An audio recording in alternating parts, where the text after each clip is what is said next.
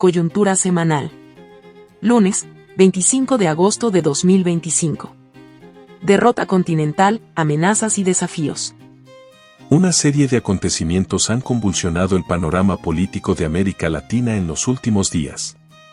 No por previsible, el resultado electoral en Bolivia atenúa su carácter dramático para el destino de nuestros pueblos, que sienten la derrota de la izquierda boliviana en carne propia. Se ha materializado la debacle de un proceso de transformación revolucionaria que por 20 años fue capaz de incorporar a millones de hombres y mujeres campesinas e indígenas como sujetos sociales protagónicos. Para pocos resultó una sorpresa el desenlace electoral boliviano en virtud de la sucesión de acontecimientos que llevaron a la ruptura del bloque histórico popular campesino-indígena, protagonista de los más trascendentales cambios en la historia del país y hoy, a su vez, testigo de la entrega de ese poder a fuerzas dispuestas a aplastarlas a la primera oportunidad que tengan. No se trata de buscar ni señalar culpables, pues será sin duda el pueblo boliviano el que, más temprano que tarde, juzgará las actitudes de liderazgos históricos que privilegiaron intereses particulares sobre los colectivos y que, en algunos casos, adoptaron actitudes difícilmente justificables en quienes alguna vez abanderaron procesos revolucionarios. No dejan de sorprender, sin embargo, algunas expresiones que parecen subestimar los hechos como si se tratara de un traspié táctico y especulan sobre el supuesto valor de un voto nulo que solo contribuyó al desastre. Pero los pueblos en revolución no viven del pasado sino de conjurarse diariamente para hacer avanzar sus procesos y para vencer el enemigo a las puertas, como bien ilustran los casos de Cuba, Nicaragua y Venezuela. La patria de Bolívar, justamente en estos días, enfrenta amenazas y desafíos que la llevan a tomar la única opción posible, la movilización popular para la defensa.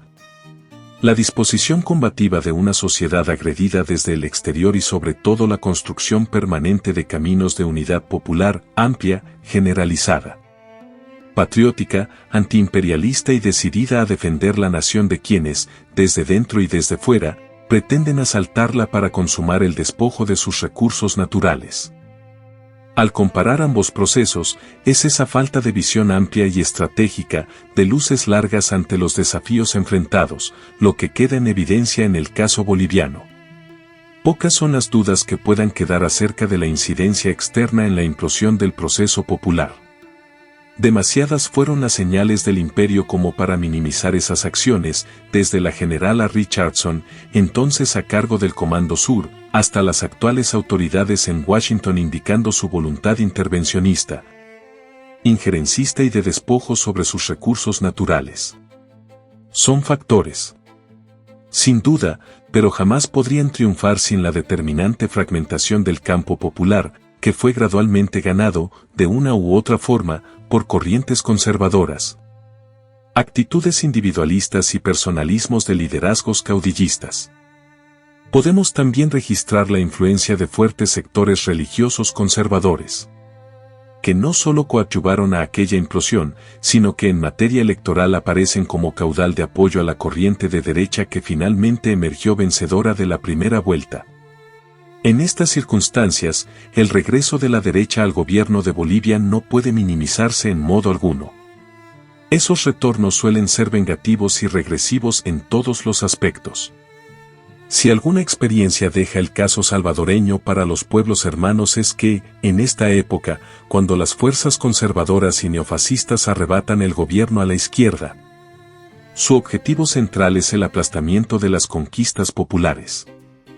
Al igual que en Bolivia, tampoco llegaron esas fuerzas reaccionarias al gobierno solo por sus propios méritos, sino por el desgaste de la izquierda, por el alejamiento de importantes sectores sociales que ya no se veían reflejados en gobiernos cuyo principal error fue no escuchar lo suficiente, no generar conciencia de los cambios como conquistas populares y en definitiva, al no superar el asistencialismo, no haber empoderado a las masas para la defensa de sus conquistas. La derrota política precede en estos casos a la derrota electoral y la anuncia. La falta de visión política se expresa en no comprender que tarde o temprano, esa lucha de defensa de las conquistas se tornaría imperativa.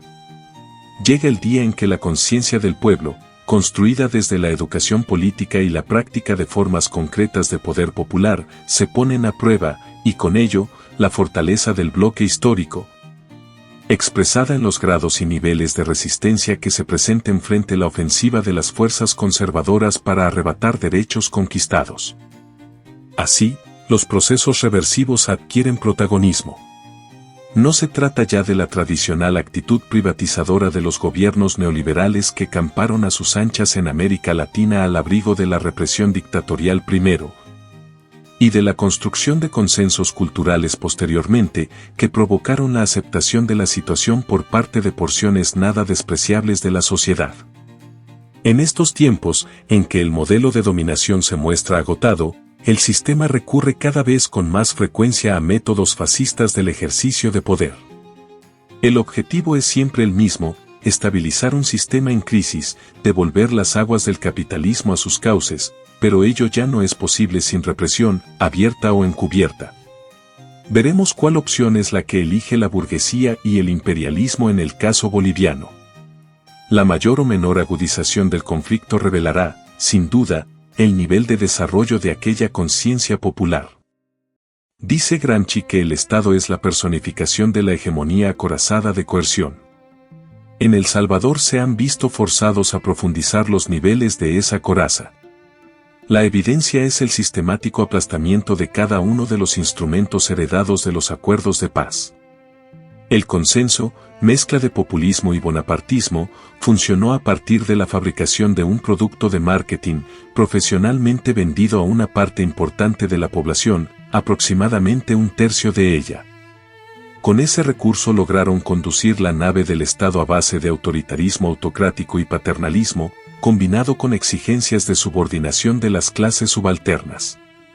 El límite de ese avance parece haber sido el salto a la usurpación en junio de 2024, que llevó al régimen a profundizar la dictadura y los métodos ya no incruentos y ocultos sino violentos y abiertos, aceptando así los límites de su capacidad de obtención de consenso y optando entonces por la coerción. Anular en los hechos, al quitarle cualquier autonomía o independencia del Ejecutivo, a organismos como la Procuraduría de Derechos Humanos, el Tribunal Supremo Electoral, la organización territorial del país, el carácter de los gobiernos municipales, sus funciones y financiamiento, y hasta la Policía Nacional Civil, degradada hasta niveles irreconocibles, conforma, junto con las modificaciones y reformas ilegales a la Constitución, el desmontaje efectivo de la estructura jurídica que había permitido al pueblo salvadoreño vivir en paz, regido por normas claras, universalmente aceptadas por una sociedad que supo salir ejemplarmente de una cruenta guerra civil.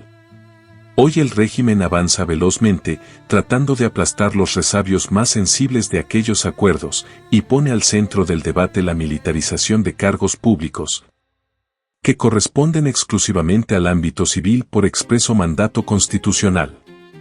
Como su referente político del norte, al cual se relaciona en condición de subordinación colonial, el dictador salvadoreño parece verse obligado a acelerar sus movimientos, acortando tiempos que, al igual que sucede con la administración Trump, no le sobran. Corre contrarreloj, incapaz de resolver los problemas económicos del país, pero asegurando la concentración de capitales a costa del Estado, en favor de una élite minúscula, pero por ahora poderosa. No solo se militarizan rangos de exclusividad civil, sino que se avanza en la privatización de los sectores más rentables de la salud, esto es el sistema hospitalario y las especialidades, mientras afila su instrumento coercitivo a través de la Fiscalía, para lanzar ofensivas judiciales contra dirigentes y exdirigentes del FMLN, no aceptando menos que su encarcelamiento. Aquí resulta esencial el control efectivo de los jueces y de todo el sistema judicial, previamente cooptado por el Ejecutivo. El régimen no cuenta con el tiempo a su favor debido a la profunda debilidad de su economía. Un frente interno que no se resuelve con propaganda, sino con recursos materiales. Las previsibles protestas deberán ser controladas preventivamente desde el poder, y para ello se necesitará recurrir a la violencia del Estado. En ese hecho reside la debilidad de lo que aparenta fortaleza. En El Salvador, el hambre no se resuelve con propaganda, la exclusión no se revierte con propaganda, la falta de oportunidades no se soluciona con anuncios vacíos ni con inauguración de puentes. El Estado cada vez necesita más blindaje coercitivo que hegemonía, porque el consenso resulta cada vez más lejano. Esto solo puede conducir a la agudización del conflicto social, en la medida que los recursos para resolverlo resultan inexistentes. Confían en su socio estadounidense. Pero saben que esa sociedad no es entre iguales y que El Salvador dejará eventualmente de ser necesario o útil para los intereses de Washington. Allí el dictador se encontrará solo. Lo sabe y comprende la imperiosa necesidad de asegurar su dominio cuanto antes. En el caso de Bolivia, también las lecciones de El Salvador podrán ser útiles en la medida que anticipan la intención de las clases propietarias hacia un pueblo al que hoy encuentran en situación de repliegue, pero al que deberán medir frente a la avanzada reaccionaria en ciernes.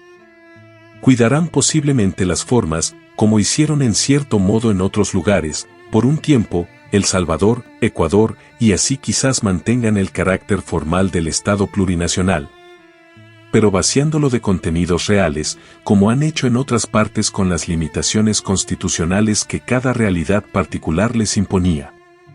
Respeto de palabra y respeto de hecho. Los pueblos de nuestra América no podemos dejar de mirar hacia el sur. Las perspectivas oscuras en Bolivia requerirán sin duda de la solidaridad entre los pueblos. Pero, al mismo tiempo, la solidaridad, la denuncia y las alertas deberán desplegarse por todo lo alto, como banderas de lucha en defensa de la integridad, soberanía y autodeterminación del pueblo bolivariano de Venezuela y su gobierno, amenazado de la misma forma que fue amenazado Panamá en 1989. Por supuesto, es importante subrayar las diferencias. Venezuela no es Panamá, en recursos, capacidad militar, población y desarrollo de conciencia, y será bueno que quienes amenazan lo recuerden. La patria de Bolívar tendrá, en todo caso, iguales o mayores expresiones de solidaridad y de repudio a toda forma de intervención e injerencismo que la que recibió la República Canalera en su momento.